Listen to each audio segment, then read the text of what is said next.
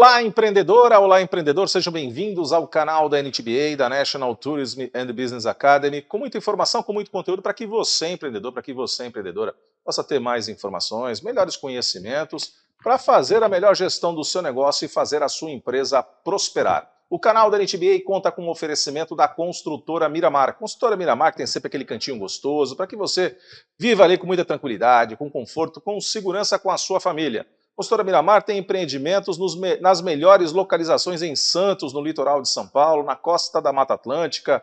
Então, para você que mora aqui na região, para você que nos acompanha fora da região do estado de São Paulo, em outros estados, mas que quer vir para uma cidade para morar bem, para viver com muita tranquilidade, venha para Santos e os melhores empreendimentos estão com a Construtora Miramar. Fique atento aos lançamentos e aos últimos empreendimentos entregues com poucas unidades à venda, hein?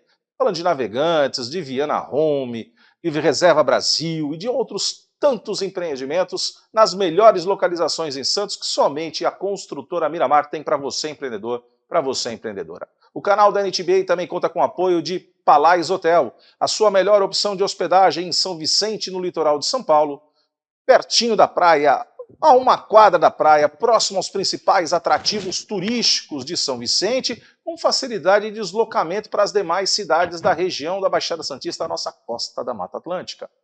E vai uma dica para você, empreendedor, para você, empreendedora. Café da manhã do Hotel Palais em São Vicente com gostinho de casa de vó. Preparado com muito cuidado, com muito carinho, pela equipe de alimentos e bebidas do Hotel Palais em São Vicente, para os seus negócios, para o lazer, para passear com a sua família. Hotel Palais em São Vicente. O canal da NTBA também conta com o apoio de SRM Contabilidade.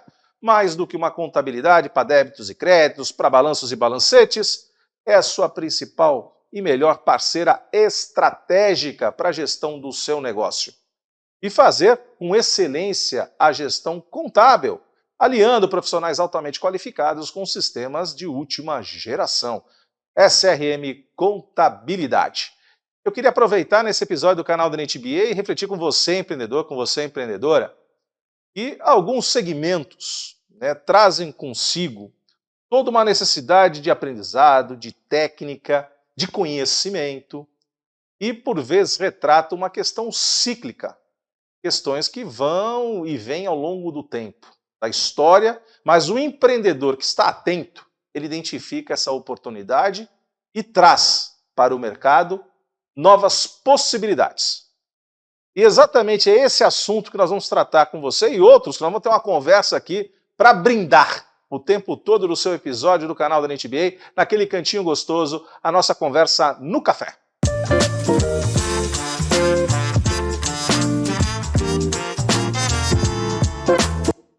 Conversa no café com você, empreendedor, com você, empreendedora, com oferecimento de NNA Santos, consultoria e projetos, a consultoria que acompanha você, empreendedor, você, empreendedora, por toda a sua jornada empresarial, desde o planejamento, fazendo a gestão com você, identificando oportunidades no mercado, posicionando estrategicamente a sua empresa e contribuindo com a sua prosperidade. NNA Santos, consultoria e projetos, traz no episódio de hoje, para a gente conversar gostoso, aquele cantinho gostoso no café, Tiago Seixas. Seja bem-vindo, Tiago. Obrigado, Alexandre. Obrigado a tu. Um pouco de cerveja. Vamos falar um pouco de cerveja no cantinho do café. Por isso que eu brinquei agora há pouco, com o nosso empreendedor, com a nossa empreendedora, que o episódio de hoje é para brindar, E o café, evidentemente, faz parte da nossa rotina, faz parte do nosso habitué, para fechar negócios, enfim. A gente começa o dia com café, mas eu diria quase que obrigatoriamente tem que terminar com a cerveja. É um pouco disso, Tiago? São duas paixões nacionais, podemos dizer assim, Café e cerveja, E tem algumas peculiaridades. Você tem vários estilos de cerveja que utilizam café ou que usam técnicas de café, como torragem, tudo, então, torrefação, então tem alguma coisa a ver, sim. E acho que o mundo que a gente vai conversar agora é justamente cerveja artesanal, mais do que um sabor, um negócio aos brindes. Sim. Porque, de fato, Tiago, a gente vê aqui, quando a gente faz o acompanhamento da cena cervejeira, nós tínhamos no início dos anos aqui no Brasil, vamos falar aqui do século XVIII, século XIX principalmente, instalado aqui até pela movimentação de estrangeiros e ali o início da produção artesanal das cervejas.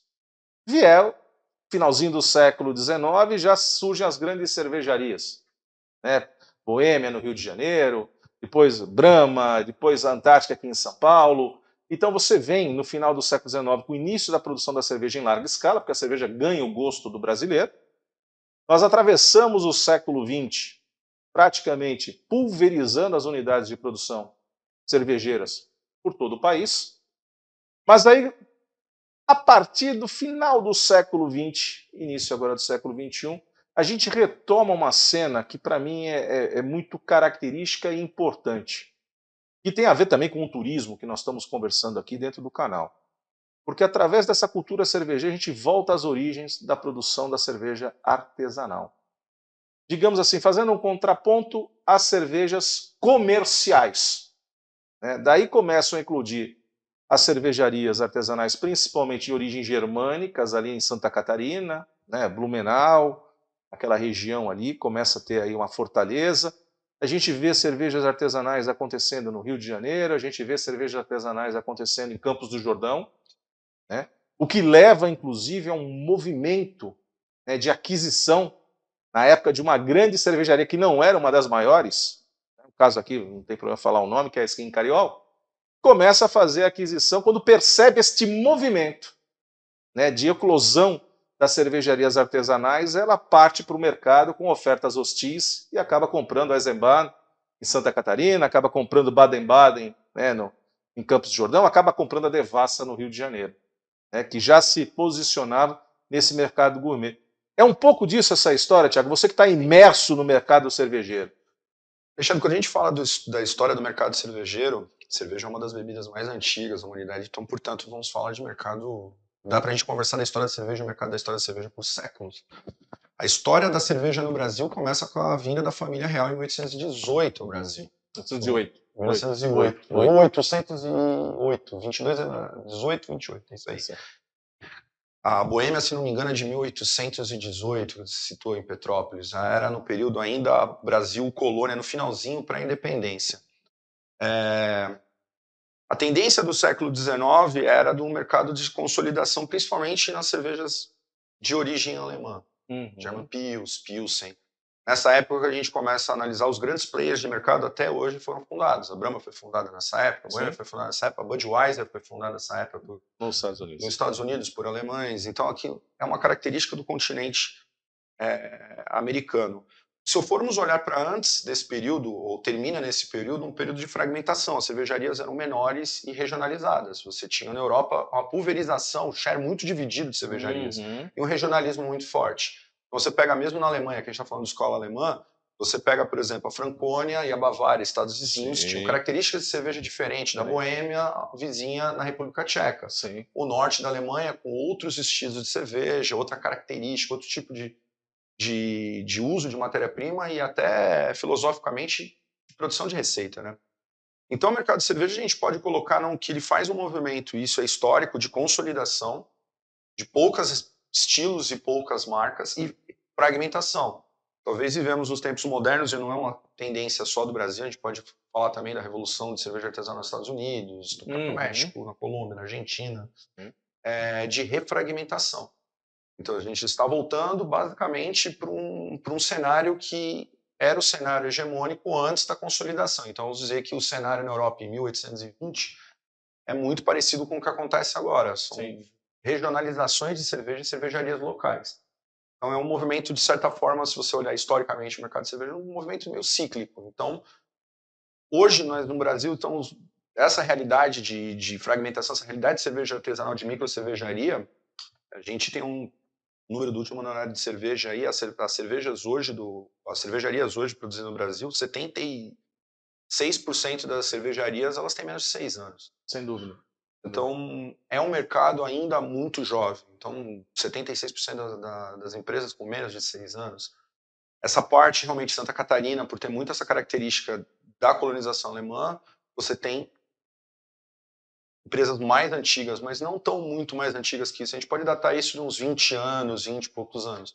É isso mesmo, Tiago, e principalmente ali na região de Blumenau, haja vista que Blumenau, inclusive, recebeu o título de capital nacional da cerveja artesanal, dada a concentração e a diversidade que você encontra. Aí quando você fala, eu vou voltar aqui um pouquinho na história qual você mencionou, Tiago, a gente fala da questão da regionalização, da origem cervejeira dos países europeus, a gente tem aquela mescla mesmo, da Alemanha, com as suas as suas variâncias no próprio território. Você tem a República Tcheca, né? Não só a Boêmia, com a região de Pilsen, né? Que na cerveja Pilsen, que é a mais tomada, as pessoas, por vezes, nem dirão que é uma região da República Tcheca, da onde veio a formulação daquele tipo, né, de cerveja, vamos considerar assim. A gente tem a Holanda, né, que também é uma das cervejarias mais antigas e talvez hoje a cerveja mais consumida no planeta vem de origem holandesa, né? Então a gente tem essa questão, por quê? Porque a gente olha para trás, vem a influência, né, que a cerveja não começa na Europa, ela começa lá no Oriente, ela começa no Egito, ela começa na Pérsia, ela passa pelo Oriente Médio e é trazida, né, pelo movimento natural, né, das caravanas, né, dos hábitos, né, e dos domínios, né, dos impérios ali do Médio Oriente, que trazem consigo, então, já os gregos já traziam a cerveja, né, nas cânforas, assim como o vinho, como o azeite, né, então a gente tem essa... E estudar a história da cerveja é um prazer, além de bebê-la, né, mas quando a gente começa a entender um pouco mais esse universo cervejeiro e a gente põe um gole de uma cerveja na boca, a gente vai percebendo essas nuances. Que me parece, Thiago, que quando a gente fala aí especificamente da cerveja artesanal, né, dessa produção diminuta, que ela acaba sendo até uma coisa de química, de laboratório, de experimentação. É isso que dá, é alquimia. Sim. Assim, vamos colocar, a gente colocou da evolução da história da cerveja e tudo, essas miscigenações de povo, tudo. Influências. Muito do que a cerveja artesanal faz hoje é um resgate. Então a gente olha para a inovação. Cerveja artesanal tem inovação e criatividade. É propositivo o tempo todo em matéria-prima, composição de sabor. Você pega, por exemplo, uma Sour, uma Guzi, que é uma cerveja ácida, ligeiramente salgada. É uma cerveja do norte da Alemanha, histórica, que praticamente não se tinha mais produção dela e foi resgatada pelas micro-cervejarias americanas. Aqui no Brasil é muito popular esse estilo.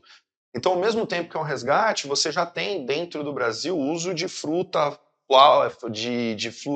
flor e madeira nacional. Sim. Então já é uma outra influência. Então é resgate do estilo histórico com a apresentação moderna de uma outra composição, com uma outra fruta, de uma outra forma. Então, essa miscigenação que nasce esse mercado artesanal. Uma IPA, é uma cerveja histórica, Indian Pale Ale. Uma cerveja desenvolvida para aguentar uma viagem de Liverpool a Goa, porque o lúpulo se descobre que é bacteriostático.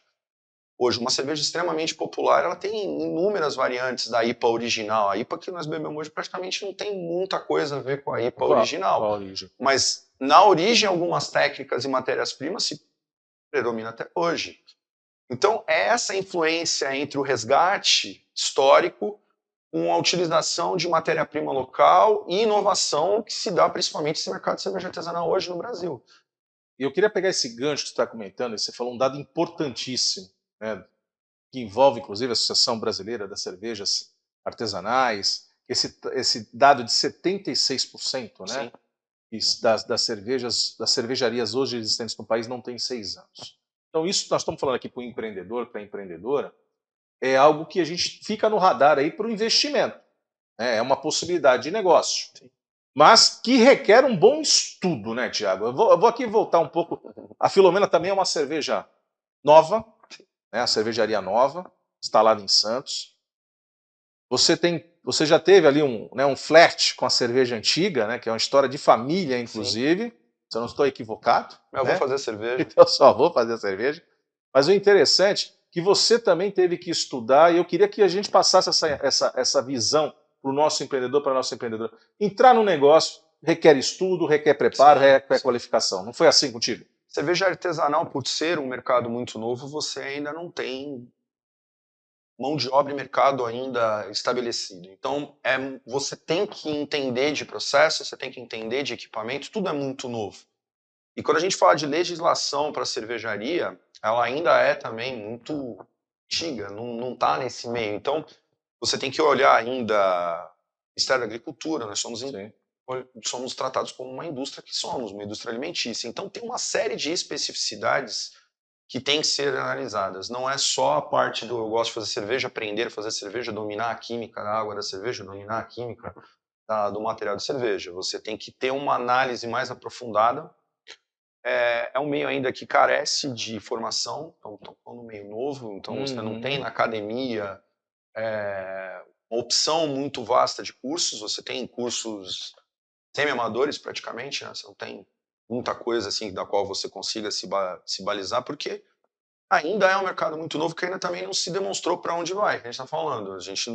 Hoje em dia, o mercado de cerveja artesanal está migrando para cervejas mais leves. Há 5 anos atrás, na época dos ciganos, que você mesmo comentou, que a gente também já o foi, Sim. nós temos 4 anos de fábrica implementada em Santos, os estilos de cerveja eram um pouco mais, que a gente chama de high gravity, era outra característica de estilo. Deixa eu aproveitar isso aqui, muda. você tocou um ponto importante. Ciganos é a denominação dada Exato. que você tem a formulação, só que a produção do seu líquido, da cerveja, é feita por uma cervejaria terceira. Isso é a Então, terceirização é a normal. terceirização da produção. É. Então, isso, quando a gente fala de, quando você ouvir, uma cervejaria cigana, ou produção cigana, significa dizer que a receita sim é da Exato. cervejaria, mas está sendo, a unidade fabril de produção, Exato. ela é terceirizada. Exato. Como aconteceu com você, de 4 anos para cá, e 5 equipamento próprio, Sim, com toda instalação a própria, infraestrutura ali para produzir.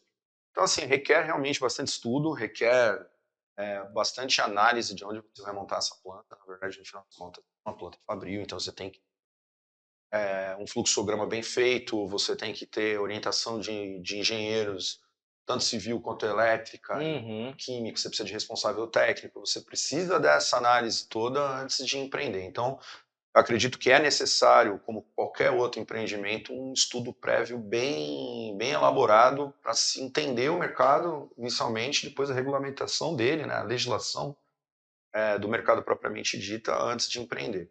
E é um mercado que suscita, sim, cuidado, né? Porque a gente está falando de produto alimentício, Sim. é uma bebida alcoólica, isso também tem um outro fator, que Sim. também é imperativo. A gente sabe que dentro do processo, né, de fabricação e de invase, a gente tem flutuação de temperaturas, então desde temperaturas no processo de fermentação que acaba aquecendo o mosto ali, o líquido, ao processo de engarrafamento a frio, né? E um cuidado que a gente tem que ter com os equipamentos, a gente infelizmente já coleciona alguns incidentes de contaminação, principalmente de fluidos de refrigeração no líquido, isso gerando aí todo um dissabor, né, inclusive com problemas hepáticos, renais, levando a óbito. Então é sim, de fato, a gente está chamando a atenção de você, empreendedora, que uma coisa parece romântico, né? Pegar um caldeirão no fogão de casa, aquecer a água, colocar lá o malte, a cevada, tal, etc.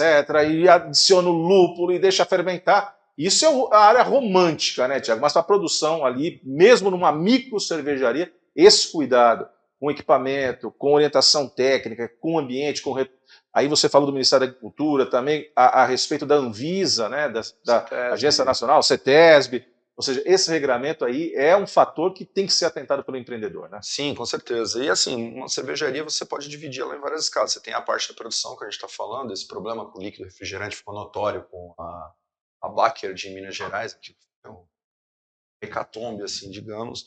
Mas você tem que ter, propriamente dizendo, você tem que ter a parte de produção dela, e não só isso, você também tem a parte logística, a parte logística reversa, a parte de manutenção do equipamento também, porque você tem um equipamento que você não vai achar na lista telefônica, que é o mais antigo, não vai achar técnico de caldeira a vapor, não é uma coisa super simples de você encontrar, tanque de água fria, entendeu? Então também essa parte de manutenção fica muito... a parte de automação também, então requer sim algum estudo, bastante estudo no caso, além do estudo de mercado, que naturalmente não é tão fácil empreender no mercado de cerveja, ele é bem complexo, ele parece ser mais simples, mas se você colocar todo o regramento e colocar todas as atribuições que um empresário nesse nosso ramo faz, você vê que você tem que ter multitalentos e olhar para várias outras coisas ao mesmo tempo, né? Não só produção. Vamos aqui, eu vou te provocar agora aos brindes, né? Então, primeira mística que a gente sempre ouve falar na questão da cerveja, e o que dá o sucesso à cerveja é o seu ingrediente principal, água. Produzir água para cerveja é fácil ou é difícil? O que a gente estava falando, técnica. Água é o ingrediente primordial da cerveja, mas assim, não se usa água in natura desde meados do século XIX, quando se descobriu as propriedades físico-químicas da água, né? Então, basicamente, hoje a água tem que ser tratada. Então, você pega uma água, você arranca praticamente quase tudo dela, todos os íons, e você adiciona. Então, cada receita de cerveja, a uma receita de água. Lembra que a gente falou lá atrás da fragmentação de mercado, como funcionava? Também por essa característica de água, de como a cervejaria era presa àquela água regional. Então, por exemplo, Guzlar, que é a que dá da Guzi, que dá esse punch salgado, é uma água extremamente dura, com essa propriedade. Então a cerveja naturalmente Muito mineral. Tinha essa característica. Então você ficava refém daquilo. Hoje em dia a gente trata a água. Então a água é extremamente importante, mas a gente passa por um processo de tratamento da água dentro de uma cervejaria. Cada receita de cerveja tem uma receita de água. Mas isso as peculiaridades. Sem dúvida alguma, mas isso a gente começa a também até entender, e é importante para que você que está nos acompanhando no canal da NTBA também compreenda. Lê o rótulo, né, de onde vem a cerveja. Vamos falar da cerveja comercial. Lê de onde vem. Então a gente sabe que tem algumas concentrações, é o caso do Vale do Paraíba, é o caso da região ali de Ribeirão Preto, de Agudos, né, que a gente tem ali uma concentração muito grande. No circuito das águas, nós também temos grandes cervejarias comerciais. Eles mudam tudo, Alexandre. Né? É a grande, assim, eu sou publicitário de formação Sim. acadêmica. É muito fácil para o publicitário vender refrescância usando uma cachoeira com água cristalina. Claro. Ou no caso da Antártica, em 1800, colocar dois pinguins numa montanha de gelo. Então você passa essa ideia de refrescância. Sim. E se usa água para isso, que sempre foi o principal ingrediente. Mas assim, desde meados daquele século que se entende propriedade de pH, propriedade de adição de íon, você tem o tratamento da água, mesmo nessas regiões de água mineral, farta, a água é tratada. Por quê? Vou dar um exemplo básico para não ficar muito técnico. Uma boa água para consumo humano, você quer íons metálicos, você quer ferro, cobre, manganês, você quer um pH de 7,5. Cerveja não quer nada disso. Nada disso. Então, uma boa, excelente água para consumo humano, necessariamente não é uma boa água para produção de cerveja. Cerveja quer um pH de 5,4, quase ácida. Então, isso de que as regiões que produzem boas águas para consumo humano necessariamente vão produzir boas cervejas não é uma verdade. Porque muito provavelmente vai se ter uma osmose reversa ou uma filtragem em linha para tirar exatamente esses minerais. Porque o mineral metálico ele vai acelerar a oxidação da cerveja. E a cervejaria não quer isso. Então, nessas regiões de água mineral, a cervejaria precisa de muita água. Então, a vantagem das cervejarias desse lugar é a profusão, a quantidade de água. O acesso à água, porque a água vai ser tratada lá dentro. Inevitavelmente ela será tratada lá dentro pelo cervejeiro e pela receita que ele vai produzir. Falando na questão do cervejeiro e da cerveja que ele vai produzir, o que você tem percebido no gosto do mercado, do cliente? Como você me lembrou, na época das cervejarias mais, aí as nômades ou as ciganas, como queira, que esse é o termo correto, você tinha ali mais ou menos umas receitas mais estanques, que era aquilo que a capacidade daquela cervejaria tinha de produção. Como é que você tem visto hoje esse gosto do cliente? Como é que você tem observado qual é a pedida do mercado hoje? Uma cerveja mais leve, uma cerveja mais intensa? Ou você também vive a sazonalidade, que também é uma provocação? Você, como bom publicitário, sabe, faz parte da provocação a sazonalidade. Vivemos sazonalidade. Eu acho que outra coisa que acontece em termos de cervejarias locais, você tem a regionalidade. Pega Santos, por exemplo, uma cidade quente. É difícil se estivéssemos sentados aqui com um cervejeiro de Campos do Jordão, ele teria uma outra relação com receita de cerveja e consumo. Uma cidade que provavelmente no inverno vai fazer 0 graus, Santos não faz isso. Então essa regionalidade também, o clima da região também influencia. Então a gente tem hoje, mesmo dentro do mercado de cerveja artesanal, a Pilsen, o American Lager, ela representa 70% a 80% do consumo de uma cervejaria durante o ano.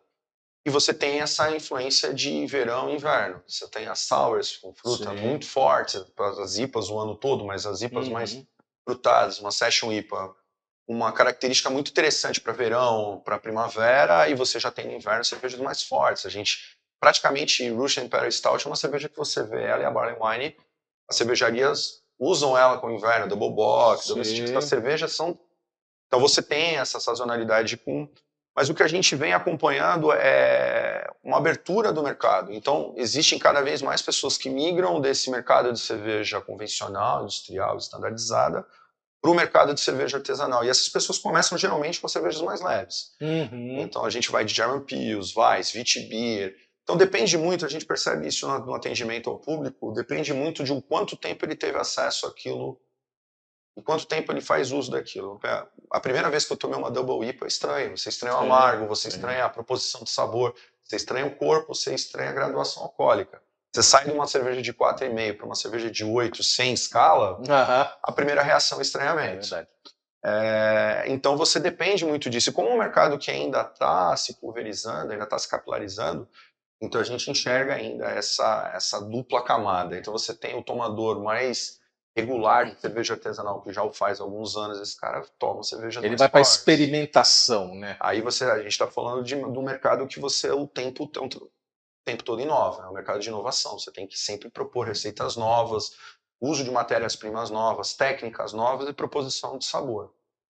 Mas no grosso do mercado ainda está começando, ainda está, vamos dizer, naquelas cervejas mais leves. Weizen, Witch, Lager, Dry Stout, Hop Lager, que é a primeira cerveja antes do cara já começar a pegar um American IPA e já começar a subir um pouco, né? Então você tem, eu vejo claramente esses dois tipos de segmento, sendo o segmento de novos entrantes maior. Então hoje em dia as cervejas mais leves, elas têm um peso nas cervejarias maior do que as cervejas, digamos assim, mais elaboradas, mais complexas. E isso, obviamente, faz com que a gente também vá acostumando o paladar do nosso cliente, né? Isso é a premissa, né? É científico, o amargo é o último paladar que a gente está acostumado. Os 4 principais, amargo é associado a remédio. A doce, açúcar e ácido é a primeira infância. O salgado vem na alimentação e o amargo demora muito, até quando a gente está falando café. Demora um tempo para se habituar e pegar notas do café sem açúcar, né? Primeiro você só pega o amargo. Você começa a sair daquele café adocicadão para um café melhor, sem açúcar, você só sente o amargo dele. Depois de um tempo o paladar abre, você já sente um frutado, um cítrico, um floral. O tipo de torra, você começa a sentir se ele é mais ácido, se ele é menos ácido. É praticamente um treinamento. Então, a primeira vez que a pessoa toma uma IPA, ela só sente amargo. Sim. Depois de um tempo, ela já começa a identificar que com o trabalho de lupolagem, aquele amargo pode ser floral, pode ser frutado, pode ser herbal, pode ser resinoso. Ela consegue sentir a nuance. Mas nunca é na primeira vez, tirando raríssimos casos, porque você tem que, a gente fala, abrir o paladar, né? Não é um... Então, como o mercado é um mercado, como falamos, muito novo, a gente ainda está nessa fase de transição. De acostumar o mercado que ficou anos e anos e anos tomando um estilo de cerveja. Pilsen. É como se fosse uma pizzaria que ficássemos 100 anos comendo só pizza de mussarela. Aí você vai apresentar para alguém que só comeu pizza de mussarela a vida inteira, uma pizza de alite. É um conflito no paladar. Exato, causa um estranhamento. O vinho passou um pouco por isso também, né? Sem dúvida, o vinho passou sim. E é um processo que eu digo que são escolas que a gente vai absorvendo e vai aprendendo.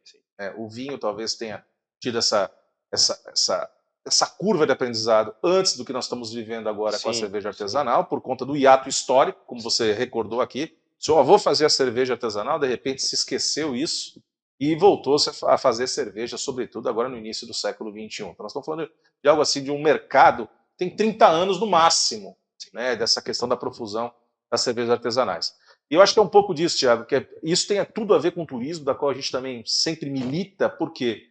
Porque são sabores, são as receitas diferentes, são perspectivas que a gente tem numa viagem de aproveitar aquilo que é local, né, para sentir o sabor ali, para perceber essa nuance. E a gente tem essa cena aqui acontecendo também na nossa região.